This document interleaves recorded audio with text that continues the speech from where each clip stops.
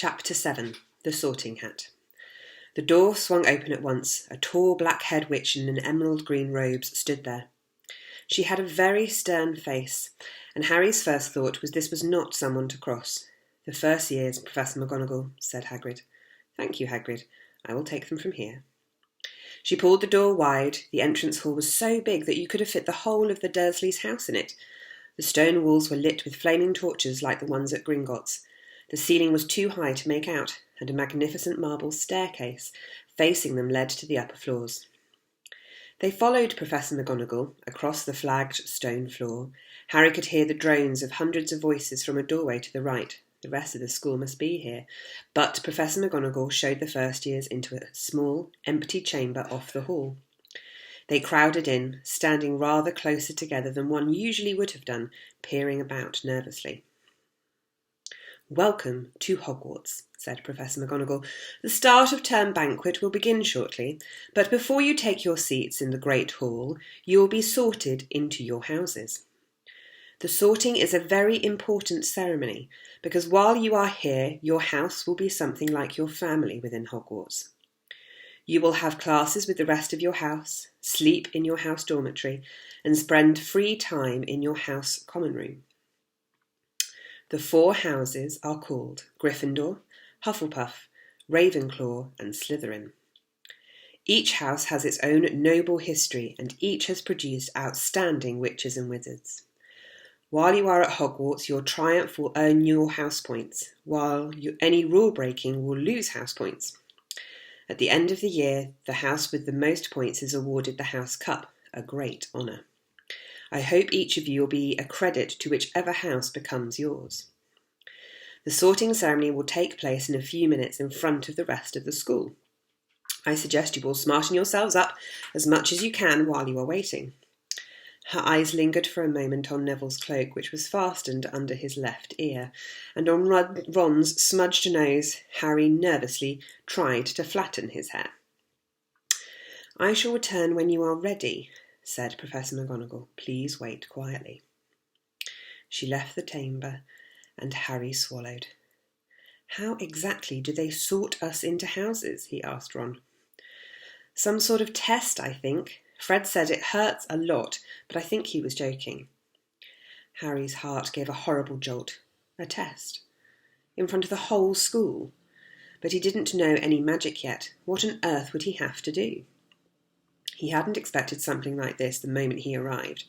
He looked around anxiously and saw that everyone else looked terrified too. No one else was talking much except Hermione Granger, who was whispering very fast about all the spells she'd learned and wondering which one she'd need. Harry tried hard not to listen to her. He'd never been more nervous. Never, not even when he'd had to take a school report home to the Dursleys saying that he'd somehow turned his teacher's wig blue. He kept his eyes fixed on the door. Any second now, Professor McGonagall would come back and lead him to his doom. Then something happened that made him jump about a foot in the air. Several people behind him screamed, "What the—" He gasped. So did the people around him. About 20 ghosts had just streamed through the back wall. Pearly white and slightly transparent, they glided across the room, talking to one another, and hardly glancing at the first years. They seemed to be arguing. What looked like a fat little monk was saying, "Forgive and forget, I say. We ought to give him a second chance." "My dear Friar, haven't we given Peeves all the chances he deserves? He gives us all a bad name, and you know, he's not really even a ghost. I say, what are you all doing here?" A ghost wearing a ruff and tights had suddenly noticed the first years. Nobody answered.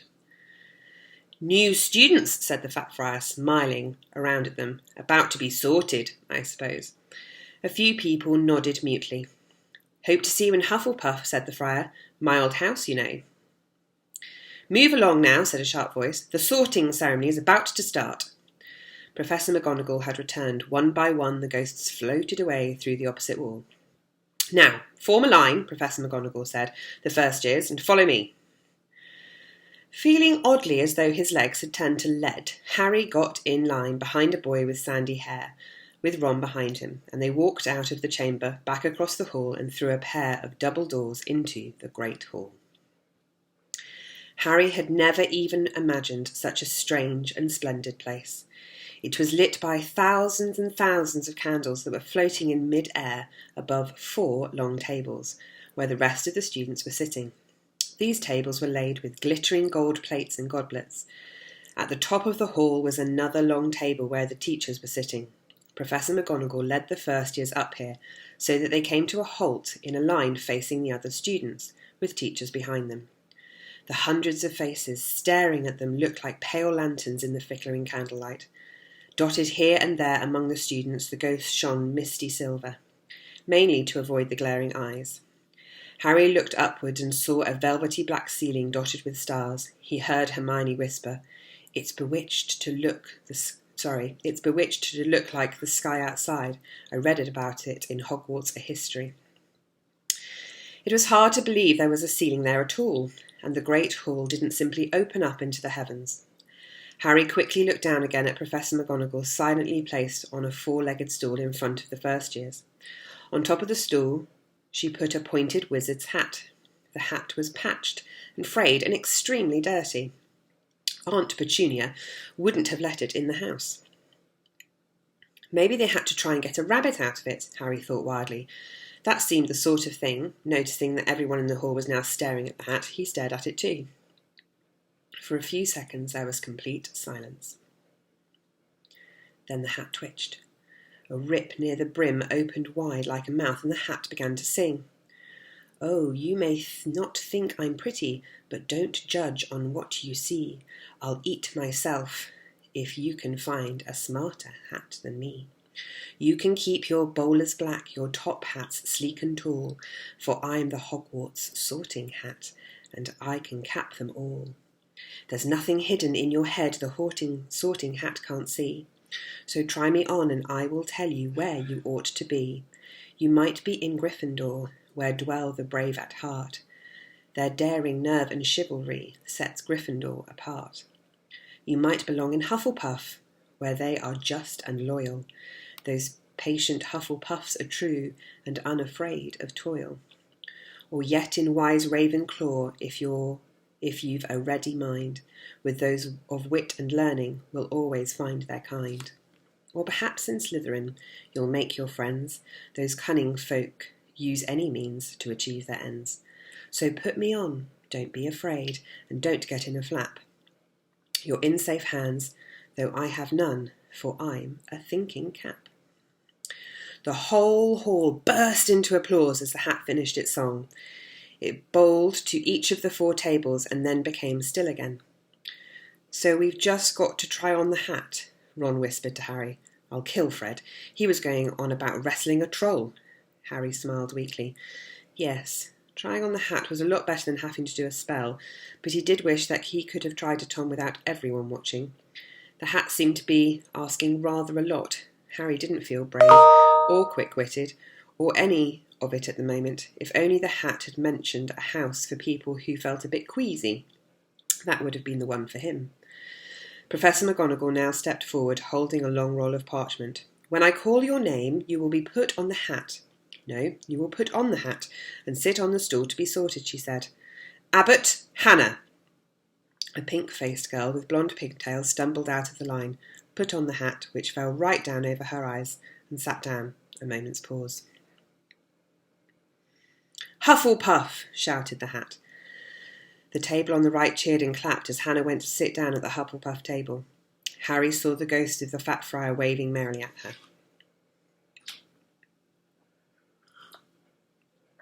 Bones, Suzanne! Hufflepuff, shouted the hat again, and Suzanne scuttled off to sit next to Hannah. Boot Terry, Ravenclaw. The table second from the left clapped. This time several Ravenclaws stood up to shake hands with Terry as he joined them.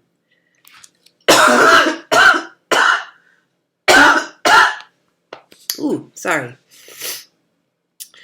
Brocklehurst Mandy went to Ravenclaw too, but Brown Lavender became the first new Gryffindor, and the table on the far left exploded with cheers. Harry could see Ron's twin brothers catcalling. Buttlestrood Millicent then became a Slytherin. Perhaps it was Harry's imagination. After all, he'd heard about Slytherin, but he thought they looked like an unpleasant lot. He was starting to feel definitely sick now. He remembered being picked for teams during gym at his old school. He had always been last to be chosen, not because he was no good, but because no one wanted Dudley to think they liked him. Finch, Frentley, Justin, Hufflepuff. Sometimes Harry noticed the hat shouted out the house at once, but at others it took a little while to decide. Finnegan Seamus, the sandy-haired boy next to Harry in the line, sat on the stool for almost a whole minute before the hat declared him a Gryffindor. Granger, Hermione. Hermione almost ran to the stool and jammed the hat eagerly on her head. Gryffindor, shouted the hat, and Ron groaned. A horrible thought struck Harry, as horrible thoughts always do when you're very nervous. What if he wasn't chosen at all? What if he just sat there with the hat over his eyes for ages until Professor McGonagall jerked it off his head and said there had obviously been a mistake and he'd better get back on the train? When Neville Longbottom, the boy who kept losing his toad, was called, he fell over on his way to the stool. The hat took a time to decide with Neville. When it finally shouted Gryffindor, Neville ran off wearing it and had to jog back amid gales of laughter to give it to McGonagall Morag. Malfoy swaggered forward when his name was called and got his wish at once. The hat had barely touched his head when it screamed Slytherin. Malfoy went to join his friends Crabbe and Goyle, looking pleased with himself. There wasn't many people left now. Moon Knott, Parkinson, and then a pair of twin girls, Patil and Patil, then Perk, Sally Ann, and then at last Harry Potter. As Harry stepped forward, whispers suddenly broke out like little hissing fires all over the hall. Potter, did she say? The Harry Potter? The last thing Harry saw before the hat dropped over his eyes was the hall full of people craning to get a look at him. Next second he was looking at the black inside the hat, and he waited. Said a small voice in his ear. Difficult.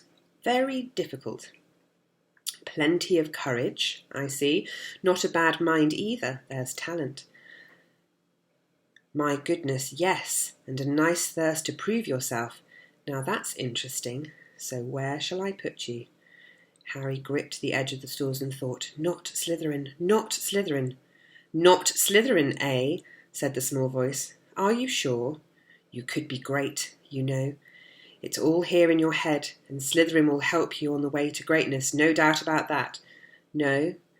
Well, if you're sure, better be Gryffindor.